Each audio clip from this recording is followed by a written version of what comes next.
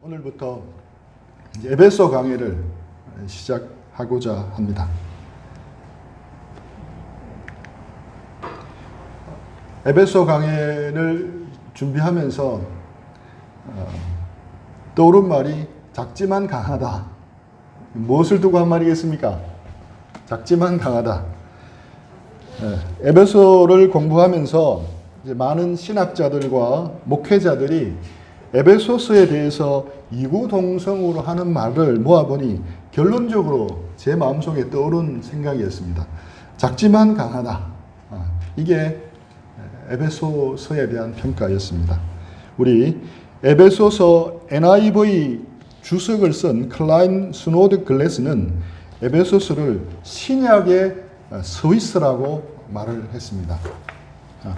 아마 의미는 작은 나라이지만 스위스가 유럽의 최고로 아름다운 나라이기 때문에 에베소가 짧지만 바울 신학의 절정을 나타낸다, 이런 의미 같습니다. 또 그는 에베소서를 바울 신학의 왕관이라고 표현했고 사람이 쓴 가장 거룩한 작품 중에 하나라고 격찬을 했습니다. 자기 책을 팔리게 하기 위해서 한 건 아니고 그렇게 했습니다. 제대로 읽어내기만 하면 에베소서는 그리스도인의 삶의 폭탄과 같은 서신서라고 말합니다. 또 에베소서는 우리 종교개혁의 주역인 존 칼뱅이 좋아했던 서신서였습니다.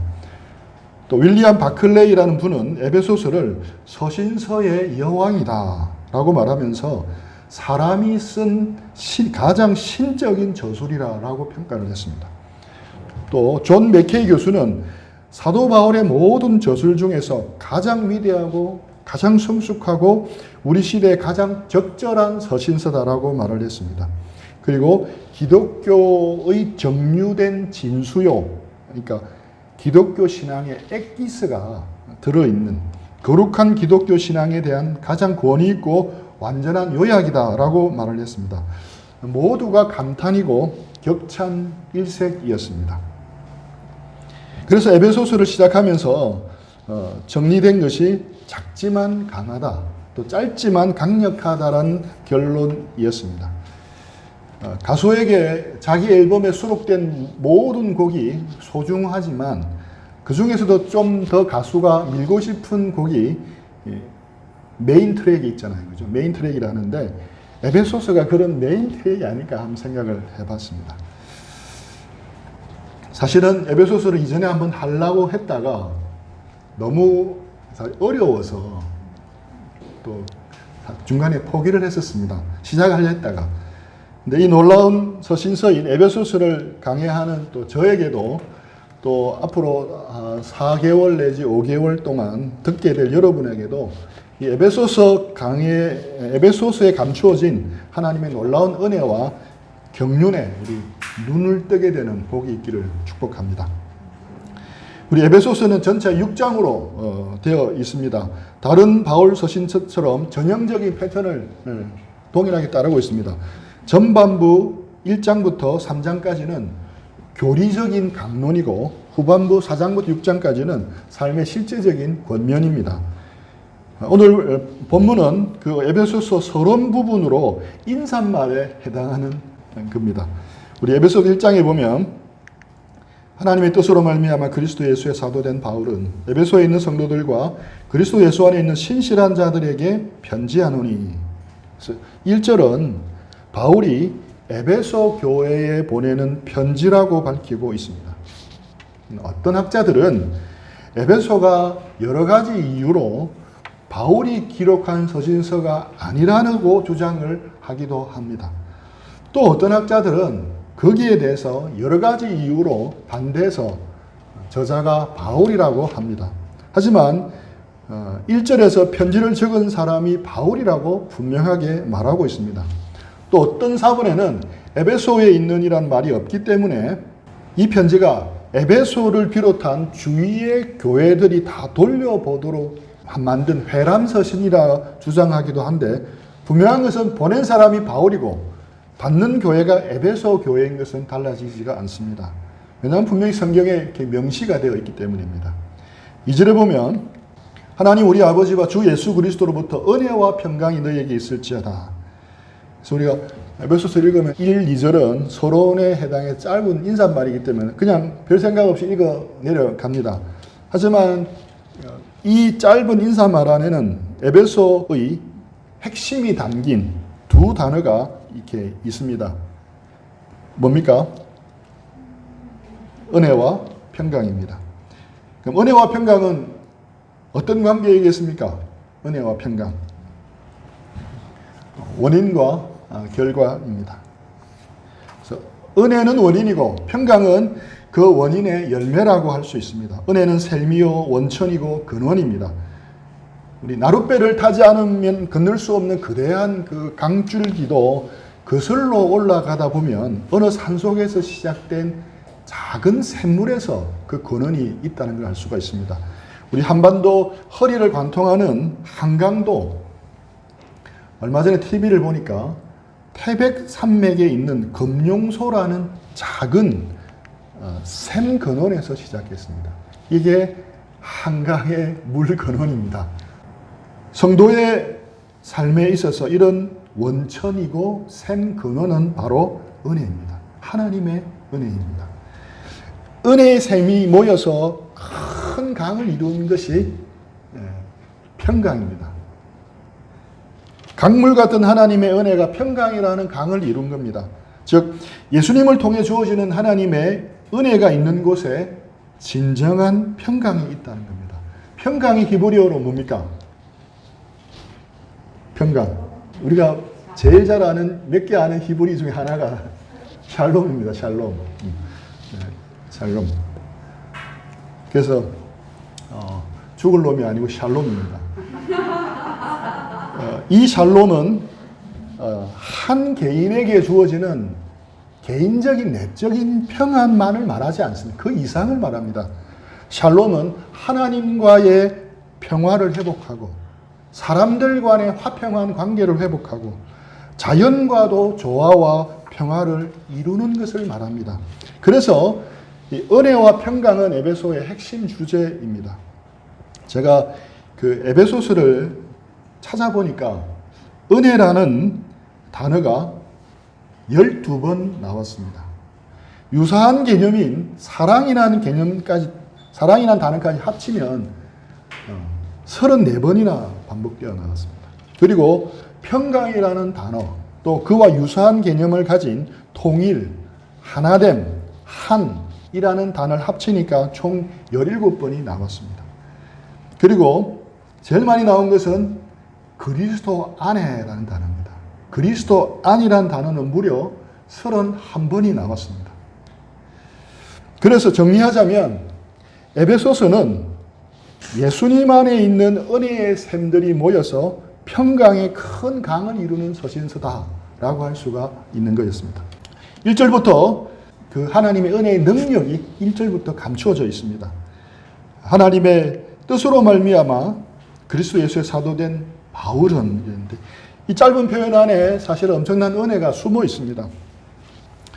예수님을 만나기 전에 바울은 자베르 경사와 같은 사람입니다. 우리 빅토르 위고의 소설 레미제라블에 나오는 자베르 경사와 같은 사람이었습니다. 이게 영화화 됐잖아요. 이 영화 본 적 있죠, 그죠? 그래서 바울은 이 자베르와 같은 그런 사람이었습니다. 그랬던 바울이 이제 하나님의 은혜를 깨닫고 장발장으로 바뀐 겁니다.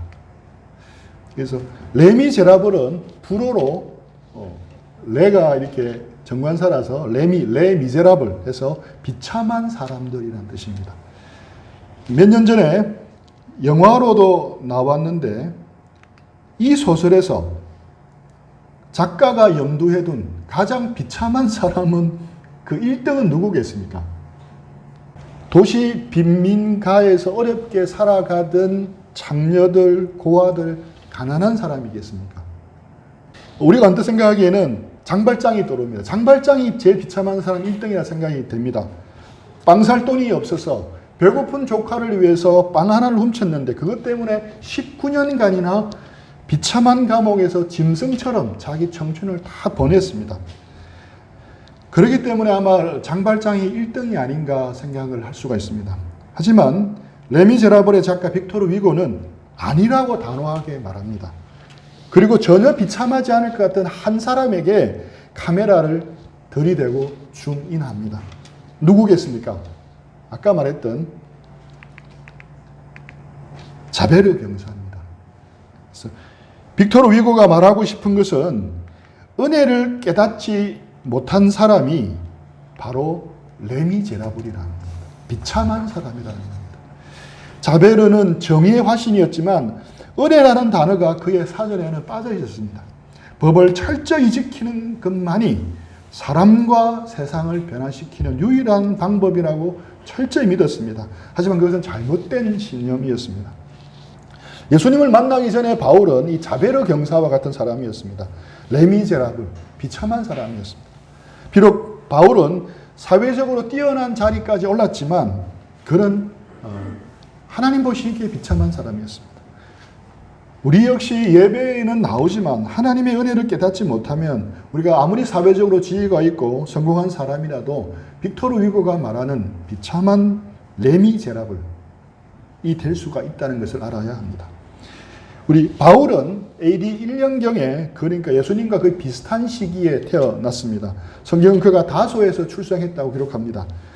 2000년 전 다소는 지리적으로 동서를 연결하는 중요 무역 중개지여서 경제적으로 큰 호황을 누렸고 철학을 비롯한 모든 학문이 발달한 곳이었습니다.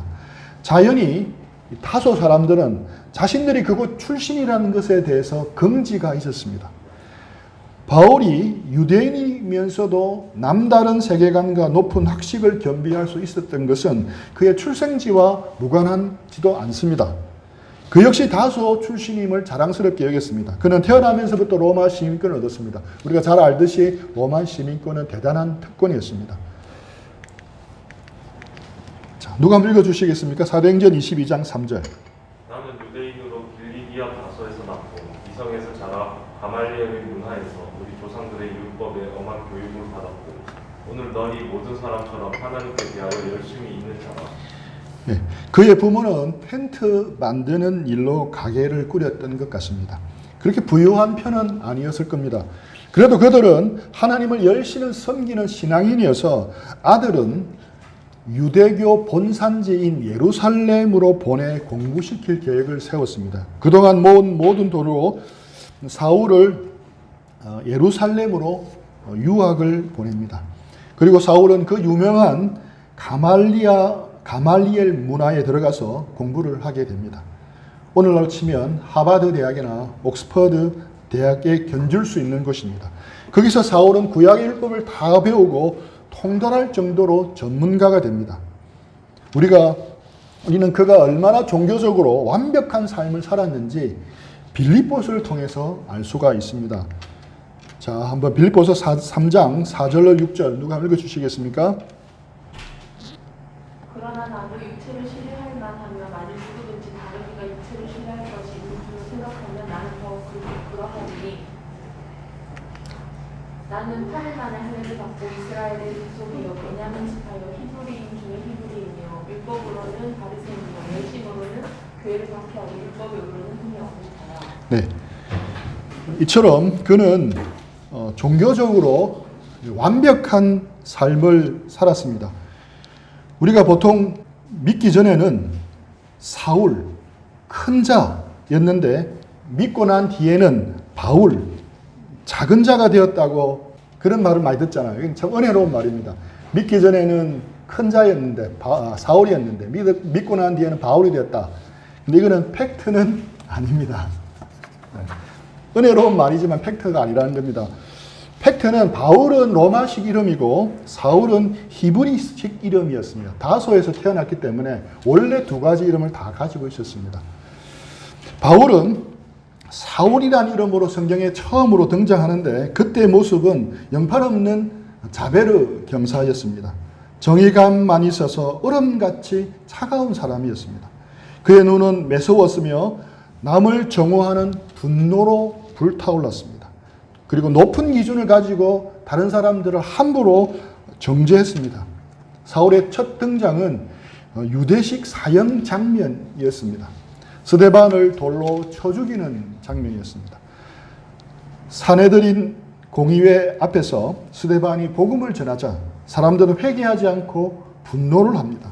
분노한 그들은 스데반을 성 밖으로 끌고 가서 돌로 칩니다.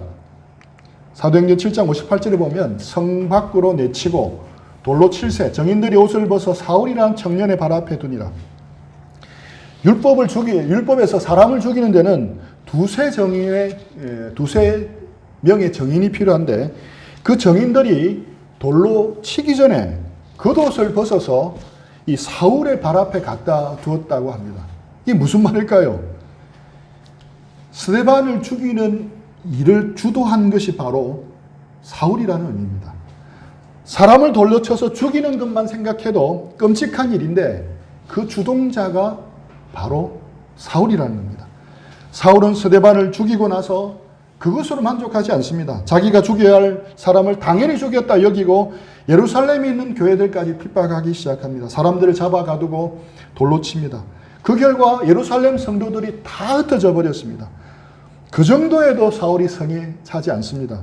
이참에 아예 씨를 말려버려야겠다고 생각을 합니다. 그래서 다른 지역으로 도망간 사람들을 추적하여 잡아오기로 결심을 합니다. 그리고 대제사장이 찾아갑니다. 도망간 그리스도인들을 감옥에 가두거나 죽여도 좋다는 허가 문서를 받기 위해서. 그걸 받아서 그리스도인들이 가장 많이 도망친 다메섹으로 향했습니다. 그리고 우리가 잘 알듯이 그 다메섹으로 가는 길에서 바울은 예수님을 만납니다. 그 결과 혁명 같은 변화를 경험합니다. 다메섹에 가까이 이르렀을 때 놀라운 일이 일어났습니다. 말을 타고 가던 사울에게 하늘에서 엄청나게 밝은 빛이 쏟아져 내렸습니다. 그 빛이 얼마나 밝았든지 사울이 그 자리에서 시력을 잃어버릴 정도였습니다. 그리고 땅에 꼬꾸라집니다. 그때 하늘에서 천둥 같은 소리가 들립니다. 사울아 사울아 내가 왜 나를 핍박하느냐. 크게 놀란 사울이 소리칩니다. 주여 네 신이니까. 하늘에서 들려온 그 음성과 빛을 보아서 아마 대단한 분이라 생각을 해서 그런 분이 자기를 찾아왔다 생각해서 사울이 주여 누구십니까? 라고 그때 하늘에서 들려온 목소리는 사울을 혼돈 속으로 몰아넣기에 충분했습니다. 나는 네가 핍박하는 예수라. 그날 이후 사울은 앞을 보지 못하고 음식을 먹지도 못합니다. 그리고 그 후에 어떤 일이 일어났습니까? 하나님이 보내신 아나니아라는 제자가 찾아가서 그 제자로부터 안수를 받고 다시 눈을 뜨게 됩니다. 즉시 세례를 받고 회복이 되기 시작합니다. 그리고 나서 놀랍게 바뀝니다. 사울이 무엇 때문에 이런 놀라운 역사를, 능력을 체험했습니까? 그가 행한 공로 때문이었습니까? 그가 하나님 앞에 의롭게 살았기 때문입니까? 그래서 하나님이 그를 부르셔서 특별한 방법으로 사도로 세우신 겁니까? 결코 아닙니다. 바울이 예수님을 만난 것은, 그래서 혁명 같은 변화를 경험한 것은 오직 전적으로 하나님의 은혜였습니다. 일방적이고 무조건적인 은혜였습니다. 우리가 예수님을 믿고 이 자리에 나와서 하나님을 예배하는 사람이 되었다는 것도 일방적이고 무조건적인 하나님의 은혜입니다. 우리에게서 그 어떤 원인이나 이유를 찾을 수가 없습니다. 우리가 영적인 사람이어서, 도덕적이어서, 혹은 신령한 사람이어서 그런 것이 절대 아닙니다. 전적인 하나님의 은혜입니다. 그래서 바울은 자신이 사도된 것이 전적인 하나님의 뜻이며 은혜였다고 고백하는 것입니다. 은혜가 뭡니까? 우리가 잘 알잖아요. 은혜는 받을 자격이 없는 자에게 아무런 대가 없이 베푸는 하나님의 호의입니다. 하나님의 뜻으로 말미암아 그리스도 예수의 사도된 바울은 자기를 이렇게 소개하면서 바울이 하고 싶었던 숨은 뜻입니다. 자신은 예수님을 핍박하는 자였고 믿는 자들을 감옥에 가두었고 의인이자 동료였던 스데반을 돌로 죽인 것은 그는 돌이킬 수 없는 죄를 범한 그런 자였는데 이렇게 변화시켜 주신 것은 전적으로 하나님의 은혜였습니다. 그리고 그런 놀라운 변화를, 은혜를 주신 하나님이 에베소 교인들에게도 동일하게 은혜를 주실 것이며 그 동일한 하나님이라고 말하고 싶은 겁니다. 자신을 변화시키신 하나님이 에베소 성도들에게도 또 우리에게도 능히 은혜를 베푸셔서 변화시켜 주신다는 겁니다. 자신이 쌓은 공로 때문이 아니라 자신이 힘써 노력한 노력 때문이 아니라 오직 하나님의 은혜 때문임을 알았기에 그 은혜의 하나님이 동일하게 우리까지도 변화시킬 수 있다고 지금 바울이 말하고 싶은 겁니다. 바울은 대단히 열심히 많은 사람이었습니다. 자기 신념이 아주 분명하고 똑부러진 사람이었습니다. 아주 종교적인 사람이었습니다. 가말리엘 문화에서 배운 자답게 가장 엄한 바리새파였습니다. 매우 엄격하고 규칙적인 생활을 했고 율법을 다 지키며 살았습니다. 그래서 율법으로는 흠이 없는 자라고 기록될 정도였습니다. 그러나 그런 생활이 그를 어렵게 하지는 못했습니다. 율법이 잘못되었거나 나빠서 그런 게 아닙니다. 원래 율법은 사람을 어렵게 하는 기능이 없었습니다. 바울이 잘못 빠진 것은 공로주의였습니다. 공로주의의 함정에 빠진 겁니다. 율법을 지키는 것이 공로가 되어버렸고 교만한 자기의가 되어버렸습니다. 율법을 주신 의도 중에 하나가 우리의 연약함과 우리 속에 있는 죄성을 드러내고 깨닫게 해서 하나님 앞에 겸손하게 엎드리는 건데 그 선한 의도를 벗어난 겁니다. 오히려 공로주의라는 함정에 빠져서 자베르 경사처럼 되어버린 겁니다. 선한 율법을 천박한 줄자로 바꾸어서 그걸 가지고 다니면서 그 잣대로 사람들을 마구마구 재단해 버렸던 겁니다. 차가운 정의감에 사로잡혀 의인까지 죽였습니다. 죄 없는 사람을 감옥에 가두었습니다. 근데 이런 사울이 언제 바뀌었습니까? 하나님의 은혜를 깨닫고 난 뒤부터였습니다. 율법 그 자체는 중립입니다. 칼이 될 수도 있고 메스가 될 수도 있습니다. 은혜 없이 율법만 살아있으면 율법은 강도의 손에 들린 날카로운 칼이 됩니다.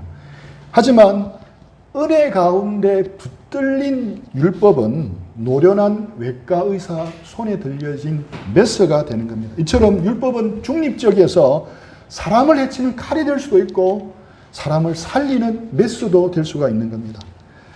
자베르 경사도 변화를 갈망했습니다. 도덕이 없고 속임수, 부패도 없는 깨끗한 사회를 열망했습니다. 하지만 자베르 경사에게는 없는 것이 있었습니다. 바로 은혜였습니다. 미리엘 주교는 우리 영화에 봐도 알 수 있잖아요. 미리엘 주교는 시골 신부처럼 보였지만 경찰들이 주교 각하라고 높임말을 쓰는 걸 보면 그는 높은 지위에 있었던 사람이었습니다. 그는 오갈 데 없는 장발장을 불쌍히 여겨서 그를 거두어 먹여주었고 재워주었지만 세상에 대한 불신이 가득했던 장발장은 성당에 있는 은식기를 훔쳐서 달아가 버립니다. 그 다음 날 경찰에 잡혀서 옵니다. 이 고약한 놈, 혼 좀 나와라. 어디 은혜를 이렇게 원수로 갚느냐. 호통을 치면서 당장의 감옥에 쳐넣으라고 했습니까? 네 같은 놈은 감옥에서 평생을 썩어야 해 라고 했습니까? 아니잖아요. 주교는 오히려 천덕스럽게 뭐가 그리 급해서 같이 준 은초 때는 왜 안 가져갔소? 라고 연기하면서 장발장은 도둑이 아니라고 정언하고 그에게 은초 때까지 건네줍니다. 지옥에서 천국을 맛본 겁니다. 차가운 세상에서 따뜻한 하늘의 온기를 느낀 겁니다. 장발장은 충격을 받습니다. 이 사건이 그의 전 생애를 흔들어 놓았습니다. 그것이 바로 하나님의 은혜에 대한 깨달음이었습니다. 장발장을 변화시킨 것은 은혜였습니다. 받을 자격이 없는 사람에게 베푸는 은혜였습니다. 당시 한창이었던 피비린내 나는 프랑스 혁명이 그를 바꾼 게 아니었습니다. 은혜로 말미암는 조용한 혁명이 장발장 인생 전체를 완전히 바꾸어 놓았습니다.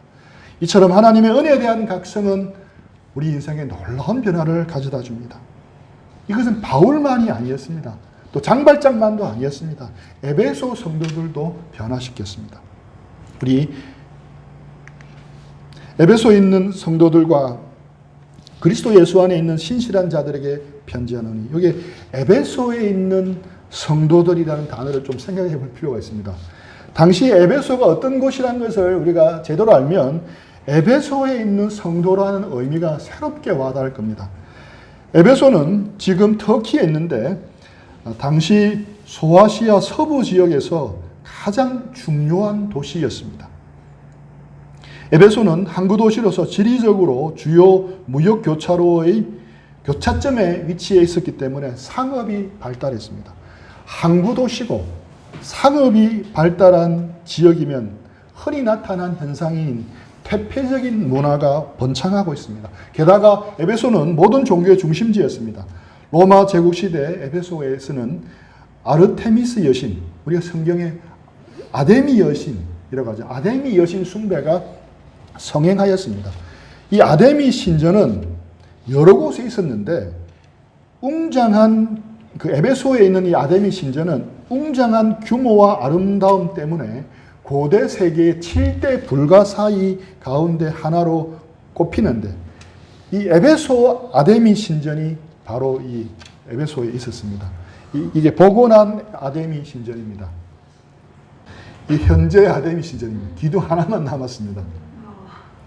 제가 이 파르테논 신전을 왜 보여드냐면, 이 아데미 신전의 규모는 길이 130m, 폭이 69m, 지름이 2m고 높이가 18m에 이르는 대리석 기둥이 127개나 되었습니다.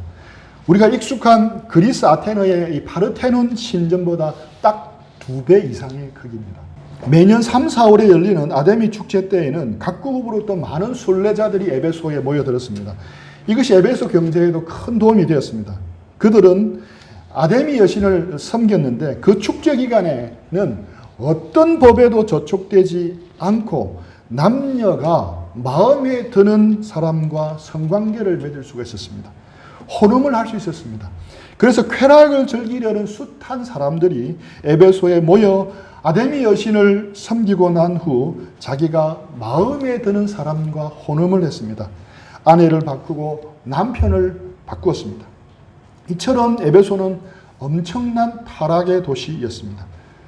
바울은 2차 전도 여행 기간에 에베소를 처음으로 방문해서 잠깐 들렀다가 본격적으로 에베소에서 복음을 전한 것은 3차 전도 여행 때였습니다. 그 내용이 18장, 사도행전 18장, 19장에 나옵니다. 에베소에서 바울은 처음에 유대인의 회당에서 3달을 동안 하나님 나라를 강론하였고 그 뒤에 두란노 서원을 빌려서 2해 동안 날마다 말씀을 가르쳤습니다. 바울의 에베소 선교는 매우 성공적이어서 많은 사람들이 주께로 돌아왔습니다. 그 우상의 도시에 하나님의 복음이 얼마나 강력하게 전파되었는가 하면 수많은 사람들이 아데미를 섬기는 일을 중단하고 비싼 돈으로 산 부적과 마술책을 가져와서 다 태울 정도였습니다. 사도행전에 의하면 그 값이 은 5만이나 되었다고 합니다. 은 5만이면 오늘날 노동자가 5만일 동안 노동한 대가에 해당하는 겁니다. 일당을 10만으로 치면 오늘날 가치로는 약 50억 정도가 될 겁니다.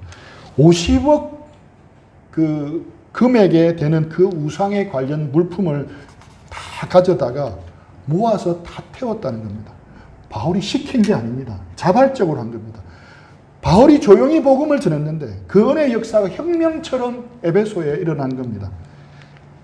이와 같이 주의 말씀이 힘이 있어 흥황하여 세력을 얻으니라.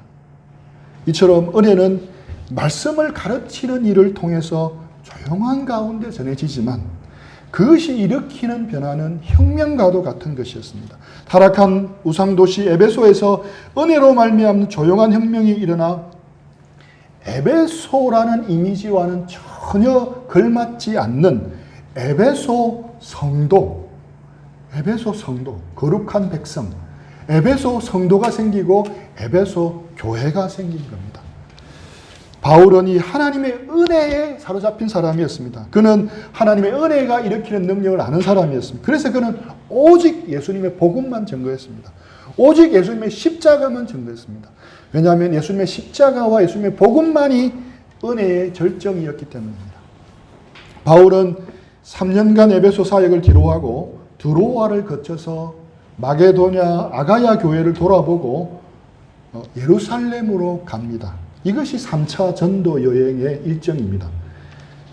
예루살렘으로 돌아가는 길에 3년 동안 사역했던 그 에베소에 들러서 사정을 알고 싶었는데 상황이 여의치 않아서 에베소 교회에 있는 장로들을 에베소 가까운 밀레도에 오라고 해서 만납니다.